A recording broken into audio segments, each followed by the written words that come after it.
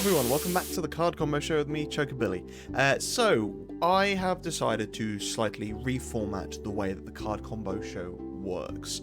And it means that I'll be able to do weekly videos again for the Card Combo Show, but each week will focus on either one card in particular or a kind of grouping of cards which are, solely reliant within that little group. For example, the Dream Stooges, you can't really utilize one of them independently, that you have to have the other two, sorry. But what that means is the videos might be slightly shorter. They probably won't be, because I like to ramble. But I will be able to focus on, like I said, either a card or a set of cards and actually look at their full extent of what we can do with them, rather than just kind of focusing on 5 separate cards and then going through some kind of half-interesting combos over those 5. It means that I can dedicate some time to an actual card, and it's easier for me, workflow-wise, to be able to actually make these videos as well, hence being able to return to weekly videos. And to be honest, I was kind of missing doing these so frequently, but I also kind of hated it because there's so much work involved. Anyway, to kind of bridge the gap between going from 5 separate cards to one particular card or a grouping of cards, this week I'm going to be looking at... Oh, yep, there we go. Getting used to new controls as well. I'm going to be looking at not just Ifrit, but actually all of the summons that can be free cast in Opus 19. So, yeah. So I'll be looking at Ifrit, Shiva, Alexander, Fenrir, Ramu, and Leviathan. Not all of them are, applicable in the same situation. They don't all apply to the cards I'll be comboing them with, but given the fact that they all have that same pretext of, if you play a forward of the same element as that summon, you can then cast it for free, which is really, really nice. So yeah, let's get into it. So firstly, Terra. Being able to play Terra onto the field to get back your Ifrit and then free cast Ifrit is fantastic. Not to mention the fact that that also deals 9k to something rather than the standard 7 that Ifrit would normally deal. And yeah, just really, really great ability. Similarly, you've got Lulu as well. Now this doesn't really apply with Alexander as much because you're not utilizing Lulu's Lulu's ability to set something to 5k, but if you are in, say, Fire Wind, you can play Lulu onto the field, get back your Ifrit, maybe you've played another Fire forward, and then cast it for free. But ultimately, be able to play Alexander to break a monster, and lots of decks play monsters at the moment, or being able to break a forward of 5 more is also quite nice. There will be a fair few obvious cards in here as well, because that's something I did miss out on the usual or the old way of doing these card commissions. I tried to be not meta, and in doing so kind of cutting off my nose to spite my face. So now I will be talking a bit more about some of the more meta cards, because even though they might be played fairly heavily, not everyone knows these or understands the interaction sometimes, so it's still good to talk over them. Realm. So obviously this is focusing on during this turn, if your next summon of cost 4 or less is cast from hand, put into the break zone, remove from the game instead, then cast it without paying the cost. So yeah, you play Realm onto the field, you can then free cast either Shiva or Leviathan, and then cast it a second time. I've already gone over about how amazing that is with Leviathan in the past, because it is amazing to be able to bounce 2 forwards and then not have them appear on your opponent's field until their following turn, or the turn after next, is pretty good. But be able to free cast Shiva twice is really good, because you get to dull and freeze 2 forwards, and you get to draw 2 cards. Even if your opponent only has 1 forward, you dull and freeze that 1 forward twice, but you still get 2 cards, which is really good. And obviously you combine that with Terra from Opus 15, and all of a sudden, you're freezing a lot of things. So let's say you play Terra onto the field, you reveal Shiva and maybe a couple other summons from hand, and then you get to dull and freeze as many summons as you revealed. You get to dull and freeze as many characters as summons you revealed. You then play Realm onto the field, you then free cast Shiva and free cast Shiva again, and that procs Terra's ability twice as well. So chances are it's not all going to happen in one turn, but if it does, you've basically locked down your opponent's entire board.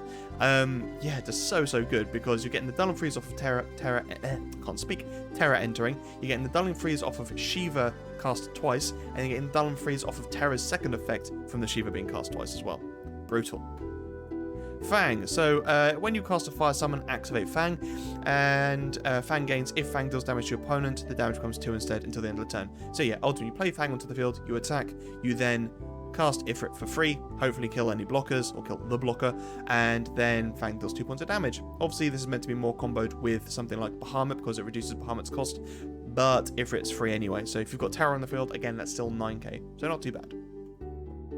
Man in Black. So obviously every time he enters the field or attacks, you get to remove a summon and cast it whenever you want, even if Man in Black dies. But yeah, being able to pitch the Ramu to then play Man in Black to then get the Ramu and potentially cast it immediately if you wanted to is really, really cool. Or just constantly be able to attack with Man in Black, removing the Ramu, and every single time you cast a lightning forward, you can then cast Ramu for free as well. So yeah, not bad at all. Doesn't have to be in your hand because Ramu's text doesn't stipulate that. If a lightning forward has entered your field this turn, the cost required to cast Ramu is reduced by 3. Not cast from your hand, just cast. Aquila, or Quilla, however you say it. So you can cast a summon, when you cast a summon, gain a crystal. This effect will only trigger once per turn, and damage 3 when Aquila enters the field. Choose one lightning summon in your break zone, add it to your hand. So this card was kind of a hard sell, but now with the potential of getting a summon back and then immediately casting it with Ramu, it means that you're immediately getting that crystal. I mean, this is provided it doesn't get Amaterasu or Leviathan, something like that. But yeah, ultimately, if you can play Aquila to get back the Ramu or have the Ramu already in hand and then cast it for free, hopefully kill something, get yourself a crystal, that's not too shabby. Yuri! So, I'm actually waiting for clarification on this from the official Twitter account, but I believe you can play Yuri onto the field, and that fulfills the subtext of all of these summons, because Yuri has all elements except Dark. So he's every one. So you can just cast any one of these, which obviously would require you to be in that correct element, but, you know, still, it's there. However, if you, say, went with something like Yuna, when she enters the field, you can pay 3 wind and 2 colors. When you do so, search for 6 summons, each of a different element, and add them to your hand. Element and cost, sorry, and add them to your hand. So you could only get a maximum of 2 of these summons, so Shiva and Fenrir, Alexander and Ifrit, something like that. But either way, you can get at least 2 free cast summons, because if you get, say, Shiva and Leviathan, Yuri is both ice and water, which means that you can free cast those summons without having to use Yuna's double cast S. Not too bad. Yuna, so when you cast a summon, you may dull Yuna if it is active. If you do so, draw 1 card. This effect will trigger only once per turn. I really like this card. There are easier ways of being able to just get a card every turn, but being able to play Yuna, immediately cast Leviathan, bounce something, and then dull her to get you a card, I'm a fan of that. Une, so fairly obvious, but still. When you cast a summon, choose 1 forward you control removed from the game. Then play the remove forward onto the field dull. This effect will only trigger during your turn only once per turn. So one of the biggest prohibitive factors of Une is its cost. So being able to make it so that, yes, you're paying a lot for this backup, however, you're getting to free cast summons, makes it a bit more viable. Now, obviously, Shiva's probably the one that's going to get played with, but playing it, you know, in a multi-element deck, where you can maybe cast Leviathan, that's not too bad either. Ramu, Lord of Levin. Again, there are better summons to pair this card with. Obviously, it's the little Raiden, whatever. But still, being able to cast Ramu and then cast Ramu for free isn't too bad. Obviously, Ramu has the restriction of a forward of 3 or less, which kind of sucks. But still, it means that it will be an outright break if it does deal damage. Which, you know, I guess that's kind of 7 for this Ramu break upon entry as well, and then potentially have haste as well.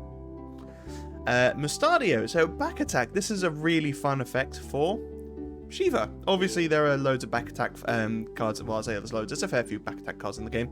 And yeah, I think Mustadio into Shiva. There's also the there's a couple of Sephiroths actually that have back attack, but Mustadio, and then let's say you've made your opponent discard a card on their turn somehow, and then you play Mustadio into the field for free. You cast Shiva for free. Nice. Which also gets you a card as well, so that's also really good. Scholar, so yeah, free cast any of these summons, but probably the Shiva again. To dull, choose a forward, dull it. So you could potentially make your opponent discard a card, again through some mean, don't know how, on your opponent's turn. You then free cast Mustadio, free cast the Shiva, dull and freeze another forward, and get a card, and then you can use Scholar to also dull as well. So you managed to dull out 3 forwards, I think it is, where one Mustadio in the field, choose one character, dull it. Yeah, so you can dull 3 things out, basically for free, provided you can make your opponent discard on their turn. I mean, obviously you don't have to use Mustadio on your opponent's turn, but it's utilising the back attack, so this is a bit of fun, isn't it? Gao, again, back attack, and back attacking Gao into Leviathan is fun, but it's actually not that amazing. So bear in mind, Leviathan's text is, if a water forward has entered the... choose one forward opponent controls, return it to its owner's hand. Until the end of the next turn, your opponent cannot cast any copies of it. So if you cast Leviathan on your opponent's turn, the next turn is obviously yours, which means that your opponent will be able to cast that forward back again on their following turn. So really, you want to be casting Leviathan on your turn. But if you use Gao, you know, during attack phase, maybe you attack with a small forward, your opponent decides to block it, you then play Gao onto the field, buff that small forward, and then you can free cast Leviathan, potentially with the blocker if they want to try and kill your forward, or if, you know, just get rid of an annoying forward. Althea, because she's broken, like the most broken card in the game, probably, maybe. But yeah, no card or no element can utilize free cast summons quite like Wind can. Don't get me wrong, some of these summons are better than the others, and Alexander, whilst is good, I think is one of the weaker. I think the best is probably Leviathan, followed by Ifrit and Shiva. But still, being able to get free casts is really, really nice. So yeah, being able to Althea a cheap forward back to your hand, to then replay it, to then cast Alexander for free, is a nice way to get at least one additional cast, which, you know, things that Luso and Atomos like. And it could be a case of you Altheaing your Lulu back to hand, you then play Lulu to then get back Alexander, to then cast Alexander. Obviously, you would need the monsters or the forwards to break to be able to cast Alexander, but still, that's very frustrating for your opponent. Hope. When Hope enters the field, choose one backup you control. Activate it. If you have cast card name Alexander this turn, activate all the backups you control instead. So, play Hope onto the field, cast Alexander for free, get all your backups back. That's not the worst. Realm. So, obviously this combo is mostly with the Leviathan, I mean, almost entirely with the Leviathan, but still, how can you utilize the Leviathan along with some of the monsters that Realm can bring in? So, Atomos. It might not be Realm that you cast, but it probably is because you're paying 5 for Realm. You then cast Leviathan to then bounce something back to your opponent's hand. That is then your second cast, which then triggers Atomos to then give you 2 backups back. So you have paid a total of 5 for Realm because you're then, you know, discarding Leviathan to use that effect, but you're getting 2 backups back. So there's still 5 CP gone somewhere, and you're getting the 2 back with the Atomos, but be able to bounce something and make it not be able to return on your opponent's hand, not be able to be played by your opponent till their following turn is quite nice. Tross, so you free cast Leviathan, bounce that forward, and then you get to draw a card. And Gaius Gyno, however you pronounce it. If Gaius Gyno receives damage, the damage is reduced by 1,000 instead and becomes a forward of 7,000 when you bounce a forward back to its opponent's hand. Amazing, right? Right, let's talk about a load of cheap forwards that can probably best utilize a forward or a summon in each element. So Illua, you play Illua onto the field, she has haste, you attack with her, you then only deal 1 fire backup to deal 3k something, and then you cast Ifrit for free to then make that 10k. Obviously, if your opponent's got a minimal effect, you'd be mindful of that, but still, that's not too bad. Lightning, so it might be a case that your opponent's got a big forward that can stop Lightning from attacking, even if she has haste. So you play Lightning onto the field, hopefully for 1, but maybe a bit more.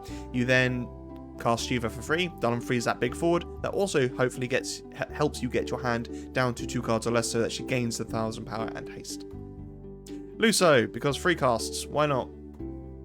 Suzuhisa, I mean, Earth kind of struggles here, both in the 1-cost forwards it has, but also Fenrir.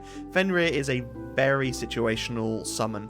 Don't get me wrong, I think it's a good summon in the right situation, but the perfect card always is the right card in the situation. But be able to choose a light or dark forward, break it, that might be alright. To be honest, I think Fenrir is better in a situation where you might want to break one of your own cards. So break your own multi-element or light or dark forward. But ultimately, yeah, Suzuhisa to then make Fenrir free? Maybe?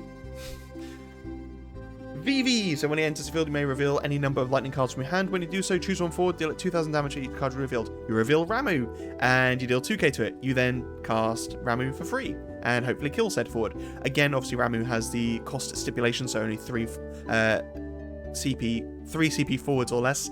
But still, if you're killing it, VV's cost you, what, 3 CP, and you've killed something. Well, you've dealt it a total of 10k, which is not too bad. And Ultros, because Ultros to be able to try and use Leviathan and just keep on getting more Ultroses and keep on casting more Leviathans. I mean, I love Ultros and its engine, if you can call it an engine. And there was a deck recently run with it as well. I think it did okay. But yeah, ultimately, Ultros, keep on playing with Ultros, keep on casting Leviathan for free with some sort of summon recursion. Why not? And there we go. Thank you ever so much, everyone. Tell me what you think of the new format of the card combo show. Do you prefer it with only one card? Do you think I should extend it even further with the different summons or the different cards I look at? Next week, I will be looking at Sanctuary Keeper, which is a really, really good monster. I absolutely love it, and it's got so many good applications. So, yeah, make sure to subscribe so you actually get to see when the new video comes out, and hit the little bell icon. Yes, I'm doing these now because I actually want people to subscribe to... I can't speak anymore. Whatever, I'll end the video there. Stay safe, be lucky. See you in the next video.